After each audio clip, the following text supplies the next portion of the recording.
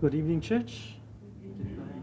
Greet you in the beautiful name of our Lord and Savior Jesus Christ, and welcome you this evening to our prayer meeting.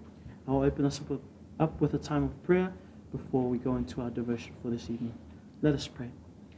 Father God, we thank you, Lord, for this beautiful evening that we can come together as a church, as your sons and daughters, as brothers and sisters in the Lord. And we thank you, Lord, that we can come around your word, we can come together and pray and break bread and fellowship and worship you ultimately, God. And we pray for this time this evening, pray, Lord, for the devotion, that your words would be heard, Lord God. And we pray for our time of prayer, that it would be pleasing unto you and that our will would conform to your will, not the other way around, Lord God. So please, Lord, bless us in our fellowship this evening.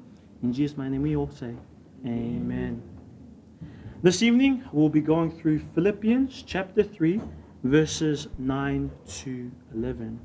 Philippi matau putolu whaiupuiva I sefulutasi. And this evening we'll be carrying on where we left off as Paul continues to talk about many important things, but the overarching themes of humility and also the value of a life with Christ. So this evening it will be Philippians chapter 3, verses 9 to 11. Philippi matau putolu whaiupuiva I sefulutasi. Could I have our Samoan readers please this evening read out Philippi matau putolu whaiupuiva I sefulutasi. Ia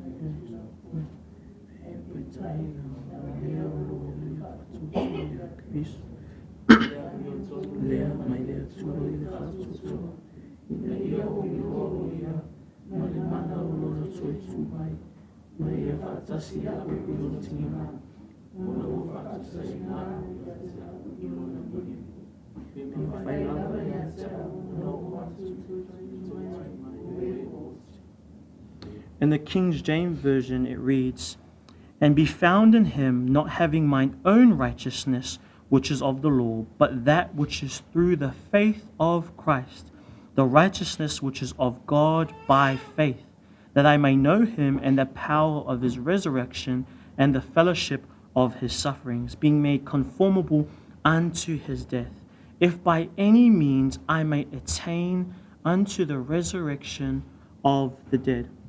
Last devotion, we went through verses 4 to 8, where we talked about there's a long list there of Paul's accolades. We saw how he was born of the stock of Israel, and even that he was born to the mighty tribe of Benjamin. Even the king, the first king of Israel, King Saul, came from there himself. He called himself an Hebrew among Hebrews, which is like a man amongst men. He was even a Pharisee, a teacher of the law. And he said, even considering the law, he was blameless. He had no faults. However, despite all these things, despite all these accolades and statuses that he had achieved throughout his years, he considered them as dung. He considered them as useless in comparison to what Christ offered, in comparison to what a Christian life could offer. He would rather lose all these so-called achievements and statuses to be with Christ. And he even thought it necessary to sacrifice those things, to put those things below Christ himself. And we agree here as well at Peachwood. This carries on with an overarching theme of the great value of a Christian life in chapter 1 and humility, which was heavily highlighted in chapter 2. And here we carry on with verses 9, 10, and 11. Here in verse 9, I will repeat, he says, "And be found in him, not having mine own righteousness, which is of the law, but that which is through the faith of Christ, the righteousness which is of God by faith." In this verse, we see the humility of Paul. He recognizes that his righteousness that he has is not of himself. And he says it in a way in 3 different times. He says, not having mine own righteousness, which is of the law, that which is through faith in Christ. That's the only way to attain the righteousness that he has. And this righteousness is from God himself, given of God. So he truly recognizes that the righteousness that he has and it displays before the congregation of Philippi, he recognizes that it is not his own righteousness that he has attained. the accolades, those are things that he was able to achieve, but they meant nothing. True righteousness is found in Christ and Christ alone. The first part where he says, not having mine own righteousness, which is of the law. Although Paul was considered blameless, the law could not save him.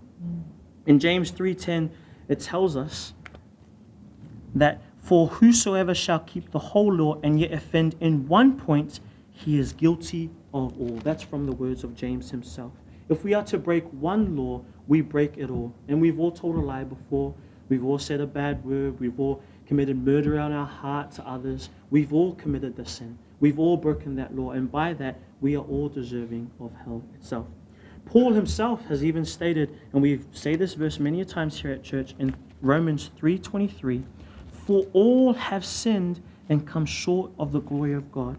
Even a Hebrew among Hebrews, even a Pharisee himself who's considered blameless, who was of the people of Israel, the tribe of Benjamin, even he himself has sinned as well. And we all have here today as well.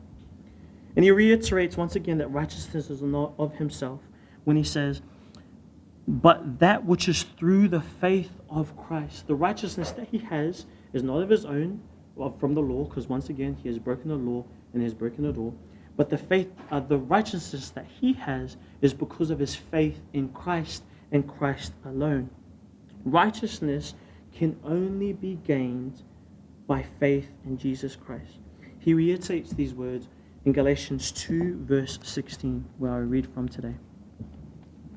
In Galatians 2, verse 16, Paul writes, knowing that a man is not justified by the works of the law, but by the faith of Jesus Christ. Even we have believed in Jesus Christ, that we might be justified by the faith of Christ, and not by the works of the law. For by the works of the law shall no flesh be justified. He says that again about 3 times there. We cannot be justified by the law. We cannot gain righteousness by the law. Once a sinner, you are a sinner for good until you have put your faith in Christ and receive the righteousness that Christ has and has alone. And he reiterates once again at the end of verse 9, saying, the righteousness which is of God by faith, or from God by faith. God willingly gives salvation and righteousness to those who believe. It is not something that is withheld. It is not something that he treads lightly with. If you are willing to come to the cross, confess your sins, change your mind about who Christ is, and accept him as your Lord and Savior, put your faith in him for saving our lives by dying on the cross for our sins, then we can be saved. Then we have the righteousness from God. Once again, it's not a righteousness that is in ourselves that God brings up. It is God's righteousness that he imputes onto us by the blood of Christ. We did not earn this, and this is something Paul is very adamant about and very explicit about in all of his letters. These things, works, will never earn us salvation. Even in Ephesians 2, where Brother Joseph and Christian have been taking us through, it is explicit. Works can never save us. And here he is very adamant in verse 9. This righteousness that he has is not of his own. It is by faith in Christ, and because God is willing to give it because he loves us. Romans 6:23, another very well used verse here at church. It reads, I'm reading the wrong one. There it is. For the wages of sin is death, but the gift of God is eternal life through Jesus Christ our Lord. It is a gift. It is something that is given to us freely if we choose to believe in Jesus Christ as our Lord and our Savior. But it is a gift free to all. All it requires is faith in Christ and Christ himself. And this is something that Paul is making clear here in verse 9. That this righteousness that he has is from Jesus alone, and because God was willing to give it to us because he loves us. In verse 10, after discussing how it is not of his own power to attain salvation, he states that the righteousness that comes with security as well, the security of resurrection, the security that we all have today if we choose to believe in Christ. This is a hope, this is an assurance, this is a comfort that we have as Christians. We do not live in fear of death, for we know death is just a doorway to be with our Father in heaven, to be at his right side by our Savior who is there right now. That is the beautiful thing about this. We have nothing to fear but God himself. This is a great comfort because once again, Paul is writing this letter from prison, and he has already faced death many, many a times. In 2 Corinthians, he gives a list of the hardships he's been through, and yet he knows, he is comfortable, he is encouraged by the fact that resurrection is promised when we have salvation. We are saved from the pits of hell, and we have the opportunity to be at the Father's feet when we die. And that is such a beautiful gift that once again God is willing to give unto us if we choose to believe. The words "that I may know" at the beginning of verse 10 comes from the Greek word ginosko, which means to learn, to know, to understand, to feel, or to perceive. And here he writes, "that I may know him and the power of his resurrection and the fellowship of his sufferings, being made conformable unto his death." This knowing that he talks about, the knowing of the power of his resurrection, is a thing of knowing that because he will experience it one day himself as well. And so shall we if we are saved, if we have our faith in Christ. We too will get to know, to perceive, to understand, to feel that resurrection that Christ went through. We will one day get that. We will one day receive that ourselves, once again, if we are saved by the blood of Christ. When we enter into relationship with Christ, we will come to know this power of resurrection. But it also says there, the fellowship of his sufferings. It is clear as day in the Bible, in the New Testament especially, that our Christian life is not an easy life, but it is a good life. It is a life that is worth it. Many of the main characters in this book, even Christ himself, went through hardships. David, considered a man after God's own heart, went through many a times where it was very hard for him. He was being hunted by King Saul. He was being hunted by his own son at one point. He was sinning against his own brother Uriah at one point. Even himself went through hardships. And here Paul is telling us we do have that promised gift of resurrection one day when we die ourselves or are raptured and meet our Savior in the sky. But there is the promise of sufferings as well. And I'm sure all of us today have gone through different sufferings, but there's also the hardships, the very real persecution that's out there as well in countries like Nepal, like India, Nigeria, where our brothers and sisters are being physically persecuted for the faith. And there's a very real thing. And for now, we have the luxury of not being persecuted for the faith like that just yet. We never know. We must always be weary. But by God's grace, we have the comfort, we have the assurance, the hope, the security that even though the things that we may go through this life may be hard, our assurance is in heaven. Our security is in Christ and Christ alone, that we will get to know that power of his resurrection. But remember that Paul is clearly stating here as well that we will go through hard times ourselves. It is not an easy life, but it is a good life. It is a life that is lived for God, and that is the best life we can live here on this earth.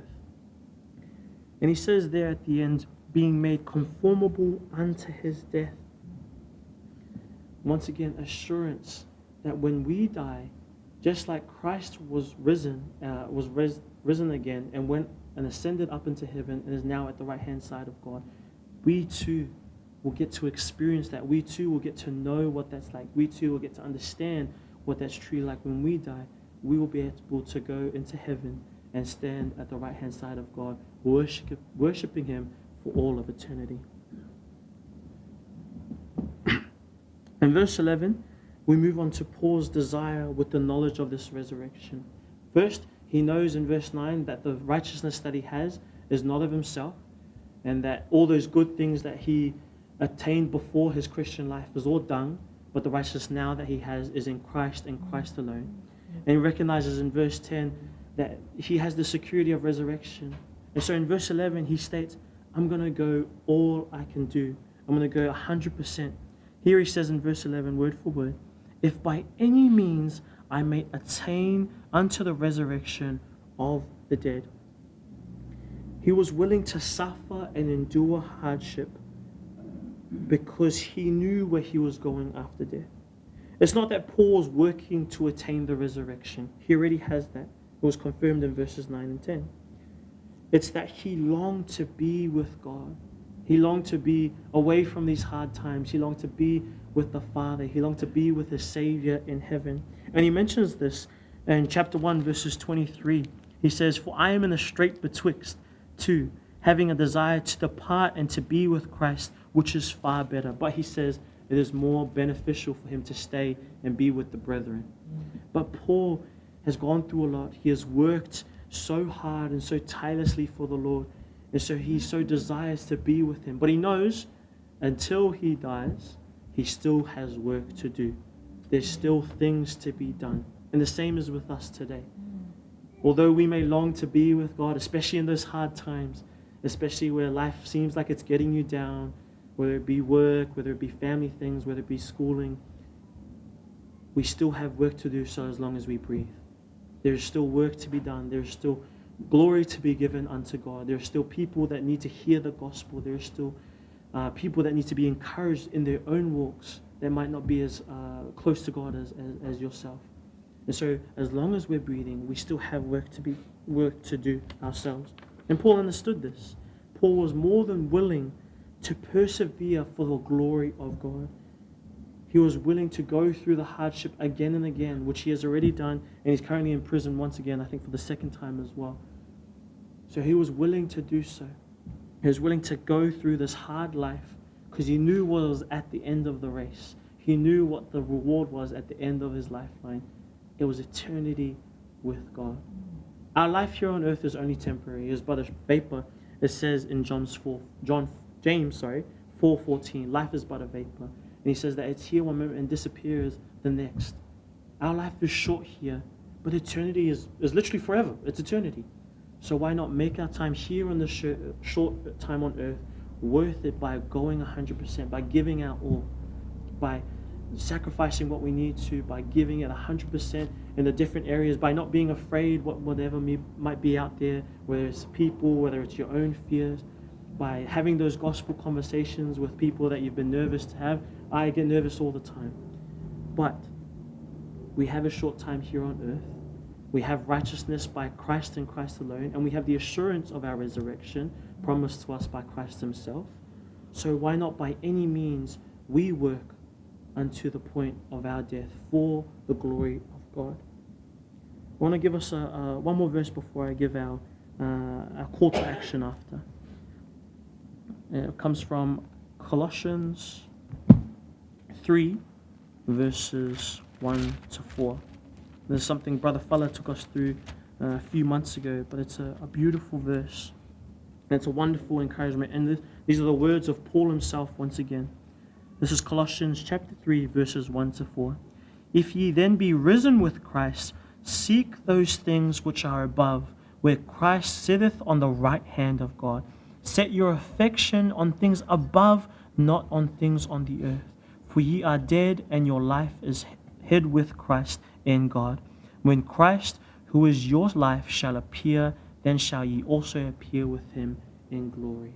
While we are on this earth, let us set our minds onto the things of the things that are eternal, like sharing the gospel, like encouraging our brothers and sisters in the word, building each other up, edifying one another, going out and fulfilling the Great Commission, going on a mission trip. All these things are eternal, valuable things, and things that we need to be doing as Christians, for our time here on earth is small. Getting a degree, working, getting those career statuses, all those things are good because they can be used for the sake of the Lord, but they are not everything. If it is not God glorifying, I don't think it should be in our lives. And so while we're here on this earth for a short time, let us work unto God. Let us work unto his call. This is our call to action, brethren. If we recognize that the righteousness we have is of Christ, and through his righteousness we have a certain resurrection, what are we going to do about it? I want to encourage us to, by any means, serve the Lord while we await to know the power of his resurrection. Our life is short, so let us set our mind on the things above and work heartily unto the Lord. I'll close this up with a time of prayer before we carry on with some worship. Let's pray. Lord God, we thank you for your wonderful word, your word that is eternal, your word that is beneficial for us even 2,000 years later. We thank you, Lord, that the words of Paul continue to be beneficial for us even to this day, Lord. We thank you, Lord, that we are to recognize that our righteousness is not of ourselves. It is by you, Lord God. It is of Christ. And the only way to attain it is by having faith in Christ and Christ alone, Lord God. And so, Lord, we thank you that through Christ we also have the comfort and the security of resurrection. We have the guarantee of salvation in heaven, Lord God. And so, Lord, we thank you for the life that we have now here on this earth. We thank you, Lord, for the beautiful blessings that we have, like to gather here tonight, like to be a part of the body of Christ, Lord God. We thank you, Lord, for all these beautiful privileges that we have, Lord God. And we pray that while we are on this earth and have these privileges, that we be able to utilize these resources to further your kingdom, Lord God, to fulfill the Great Commission, to give glory unto you in all that we do, Lord God, to lead people to Christ, to point to the one that saves, not that we save, but we are just those we tell those of how to be saved, Lord God. So I pray that you will continue to help us, Lord, all to be more intentional in the way we spend our lives, to help us to, by any means, live our life for Christ, Lord, live our life for you and you alone, for you are the only thing that matters, Lord God. And so, Lord, we pray that these words from Paul will continue to sit with us, Lord, and help us in our day-to-day living, Lord God. We give you all glory, all honor, and all praise. In Jesus' name we pray. Amen.